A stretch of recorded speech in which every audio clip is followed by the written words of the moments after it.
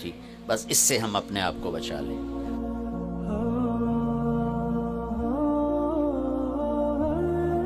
ایک بڑی اہم بات میں آپ کے سامنے عرض کرنا چاہتا ہوں، رمضان کی دولت کس سے ملے گی، رمضان کی برکات کس سے ملیں گی اور کون محروم ہو جائے گا؟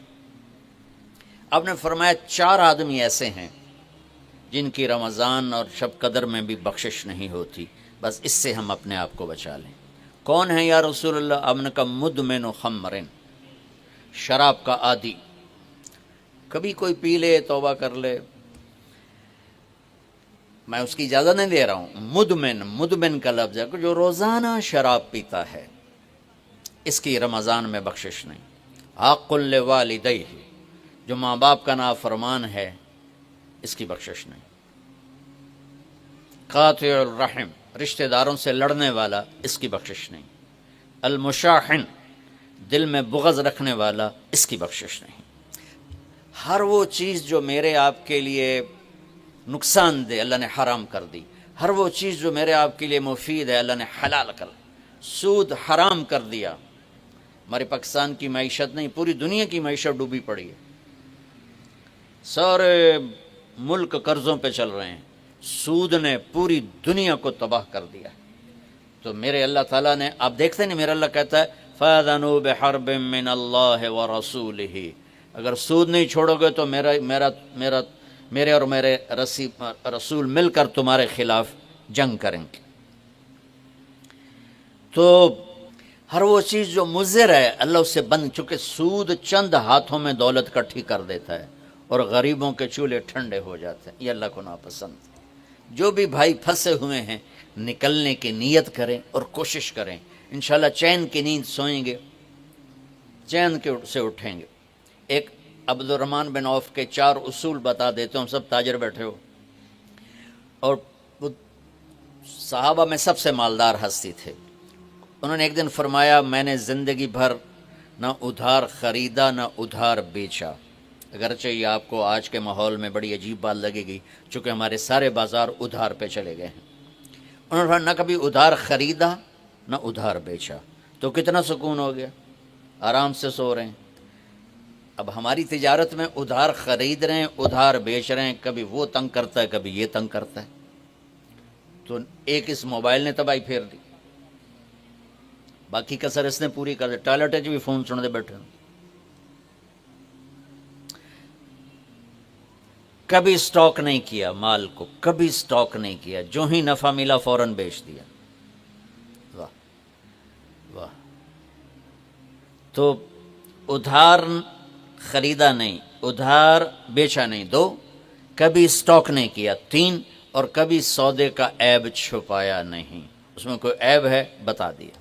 آپ اس پہ آ جائیں، آپ کو شروع میں مشکل ہوگی، اس کے ساتھ سچائی اور دیانتداری کو جوڑ دیں، اللہ کی قسم آپ کا سوتر منڈی جانا بھی عبادت بن جائے گا، آپ کا مل میں جانا بھی عبادت بن جائے گا، اگر آپ اپنے تجارت کے ساتھ سچائی اور دیانتداری کو لے آتے۔ تو اللہ نے شراب حرام قرار دی کہ یہ تباہ کر دیتی ہے، ساری برائیوں کی جڑ ہے۔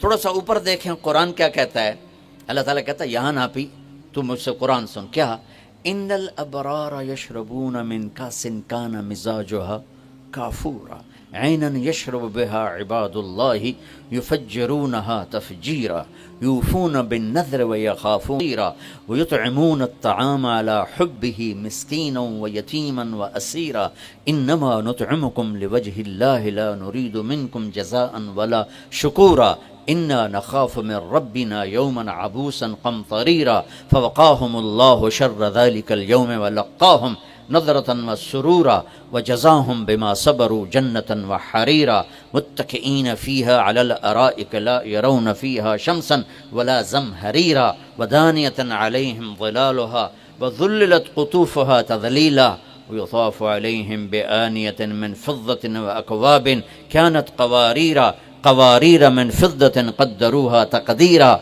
ويسقون فيها كأسا كان مزاجها زنجبيلا عينا فيها تسمى سلسبيلا ويطوف عليهم ولدان مخلدون إذا رأيتهم حسبتهم لؤلؤا منثورا وإذا رأيت ثم رأيت نعيما وملكا كبيرا عاليهم ثياب سندس خضر واستبرق وحلوا اساور من فضة وسقاهم ربهم شرابا طهورا ان هذا كان لكم جزاء وكان سعيكم مشکورا.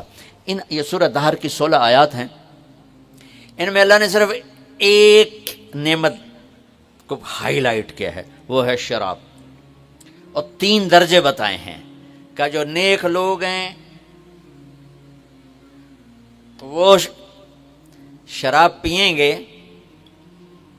خود اٹھا کے، سراہی اٹھائیں گے، جام میں ڈالیں گے، پئیں گے. بوفے سسٹم، بھائی آپ پہ پاؤ تو آپ پہ کھاؤ. ہیں ان کے بھی نوکر، لیکن اللہ کیٹیگرائز کر رہا ہے کہ جو نچلا درجہ ہے وہ خود اٹھا کے پی رہے ہوں گے، کافوری ہوگی. وَيُسْقَوْنَ فِيهَا كَأْسًا كَانَ مِزَاجُهَا زَنجَبِيلًا. اس سے جو اوپر والا درجہ ہے انہیں زنجبیل کی شراب پلائی جا رہی ہوگی. پلانے والے قول ہیں ولدان مخلدون، خوبصورت خدام نوکر. پلانے والے کون ہیں؟ اب یہ تو اتنی مستورات بیٹھی ہیں، جنت کے حوریں، وہاں سوکن پڑا کوئی نہیں ہوگا، خوش رہو. اور میرے نبی نے فرمایا تمہیں پتہ وہ کن ہاتھوں سے تمہیں جام پکڑائیں گی کہ اگر اس کے ہاتھ کی انگلی کا یہ فنگر ٹپ سورج کو دکھا دیں تو سورج نظر نہیں آئے گا. ان ہاتھوں کے ساتھ وہ تمہیں جام پیش کریں گے.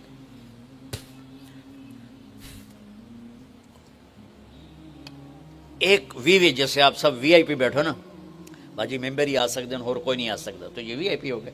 تو ایک اللہ کی جنت میں وی آئی پی لوگ ہیں. وہاں کیا ہے؟ وَسَقَاهُمْ رَبُّهُمْ شَرَابًا طَهُورًا. اللہ تعالیٰ کہہ رہا ہے وہاں تیرا رب خود تجھے پلائے گا. سبحان. تو اللہ نہ کرے کسی میں یہ عادت ہو، ہے تو آنے والا رمضان ہے بھائی، توبہ کر. دوسری جو چیز ہے نا، اس کے لیے جو اللہ نے لفظ استعمال کیا وہ بڑا خوفناک ہے. حق لوالدیہ. اللہ تعالیٰ اپنے بارے میں کہتا ہے من یعص اللہ ورسولہ، جو میرے اور میرے رسول کی نافرمانی کرتا ہے. اور آق ہوتا ہے ذرا ویکھیا جائے،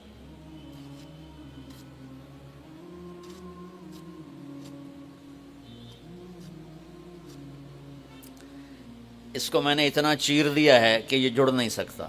دیکھ لیا آپ نے؟ وہ کوئی بول لو تو صحیح، ہاں ٹھیک. یہ اب جڑ نہیں سکتا، کسی اتنا پرزے کر دیا ہے.